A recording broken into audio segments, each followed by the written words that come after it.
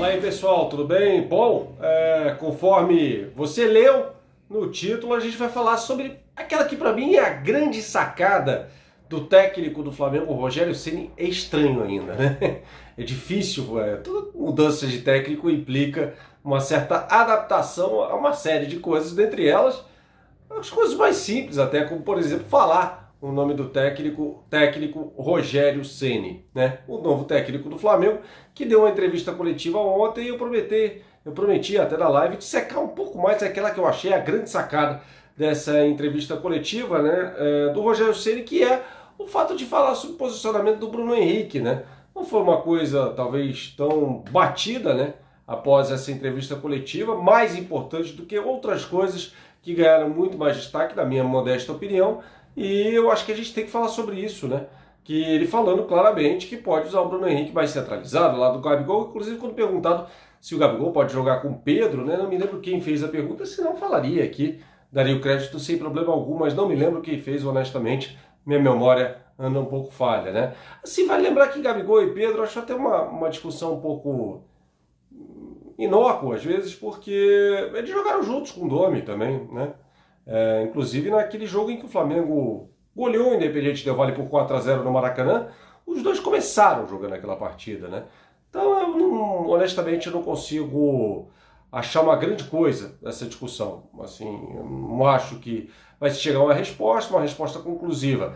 Mas eu acho que alguma coisa de conclusiva a gente pode tirar da declaração do Bruno Henrique jogando mais centralizado com o Gabigol. Não quer dizer, ou com o Pedro, seja lá com quem for, não quer dizer que vai jogar como um centroavante, mas de repente mais próximo ao gol. Acho que o desempenho do Bruno Henrique, aqui é uma informação, não é necessariamente é uma opinião, desculpa, não é necessariamente uma informação, mas assim, eu acho que passa, aquele desempenho dele passa por algumas coisas, né? Eu acho que a decadência física dele, né, em relação ao que ele estava, ao estado físico dele em 2019, acho que é clara, né? E ficando mais distante do gol, as distâncias que ele tem que percorrer, né? Agora, sobre o fato de ele ter de voltar para marcar, essa é uma coisa que todo mundo hoje faz no futebol, né? Até vejo alguns elogios, alguns jogadores medíocres, na acepção da palavra, medianos do futebol brasileiro, aqui fazendo um adendo tão somente, como é o caso do Ramiro, né? O Ramiro, um jogador medíocre, nada mais do que isso, do Corinthians, e muitos analistas, ao analisarem a sequência de escalações do Ramiro, falam que não, um jogador voluntarioso, um jogador tático, né? Um jogador tático, nossa, uma definição, é um termo que eu detesto, né? Mas enfim, que é importante da marcação, tal, isso aqui é todo jogador hoje, de um jeito ou de outro, né? Seja na frente, seja mais atrás, faz parte do sistema defensivo, né? Até o Rogério Ceni falou sobre isso, do sistema defensivo como um todo, ao falar até sobre a má fase de alguns jogadores de defesa do Flamengo, ou da defesa do Flamengo como um todo, né? Então, voltando aqui ao raciocínio envolvendo o Bruno Henrique, me parece uma discussão até inócua, esse de ele voltar para marcar mais ou não. Agora, fato é que correndo distâncias menores, talvez ele renda mais, né? Ficando mais próximo ao gol, inclusive, porque ele tem um bom poder de definição, embora tenha perdido gols inacreditáveis neste Campeonato Brasileiro. Eu vou citar os 2 gols perdidos nos 2 jogos contra o Atlético Mineiro, né? Na primeira rodada do Campeonato Brasileiro e esse último, né? O gol que ele perde, sem goleiro, chutando no travessão, também na partida contra o Galo, nessa última goleada por 4-0, né? Que marcou a queda do técnico Domenech. Então, assim, imagino que ele jogando mais próximo ao gol, de fato, se torne mais letal ao adversário. Até por não estar ainda, acredito, nas suas condições físicas melhores, o jogador correndo menos ali pode estar próximo ao gol adversário e, por consequência, sendo mais perigoso.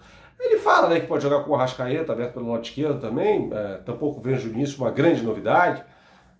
Pode, de repente, jogar no sistema ali mais parecido, no caso, com o Jorge Jesus.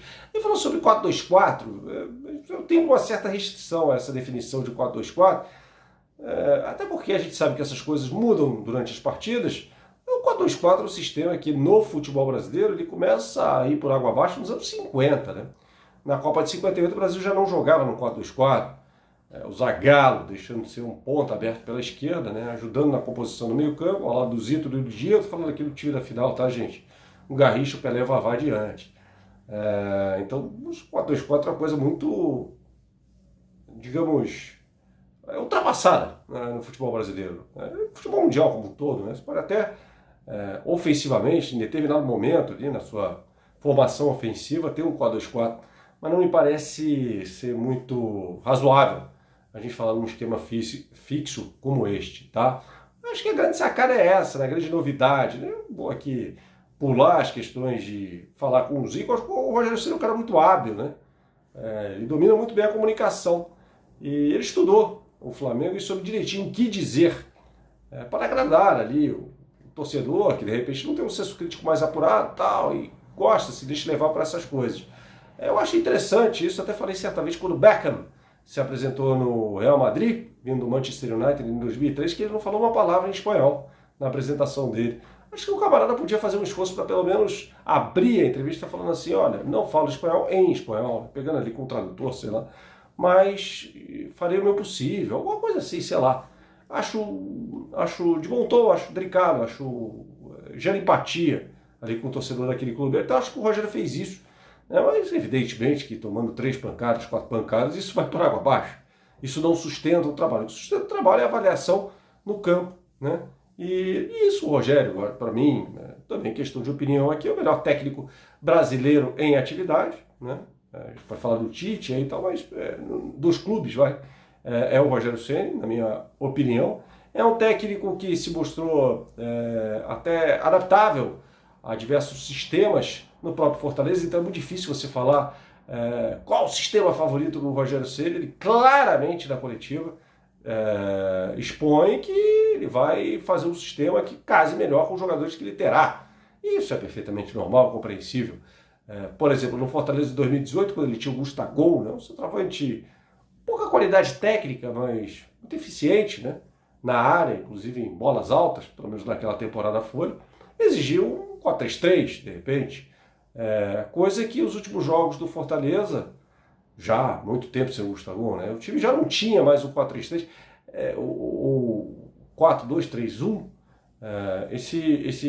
essa formação foi cair na medida que o Wellington Paulista, perdão, sai do time, aliás, né? Ele era titular do time, no jogo contra o Flamengo ele foi reserva.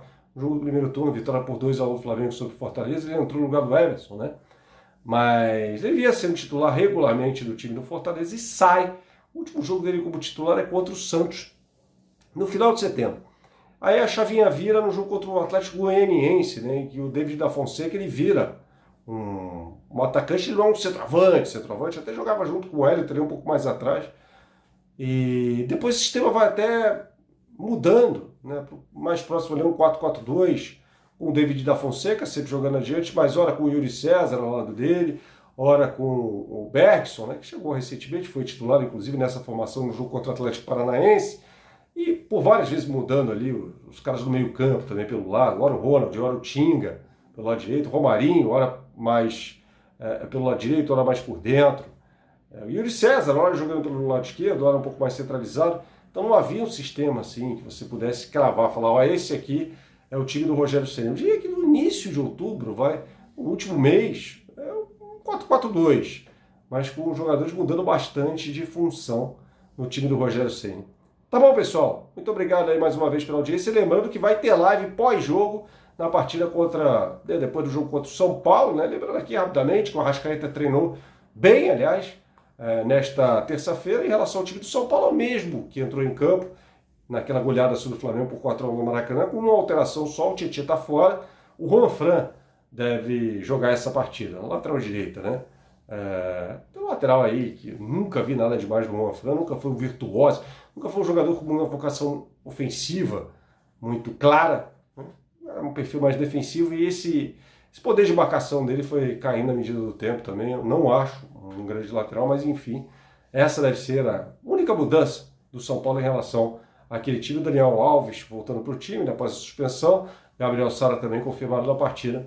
Esse time do São Paulo para enfrentar o Flamengo, portanto, né, com Volpi, Juanfran, aí na zaga, Bruno Alves, Diego Costa, Reinaldo na lateral esquerda, né, Igor Gomes, Daniel Alves, Luan, protegendo mais ali, sendo o primeiro homem ali entre a defesa e o meio campo, né, o Gabriel Sara e na frente o Luciano e o Brenner. Beleza, pessoal? Agora sim, muito obrigado mais uma vez e até a live depois do jogo entre Flamengo e São Paulo, né? Por volta das 11h30, assim que a bola parar de rolar, a gente abre. Beleza? Um abração, até a próxima. Tchau, tchau.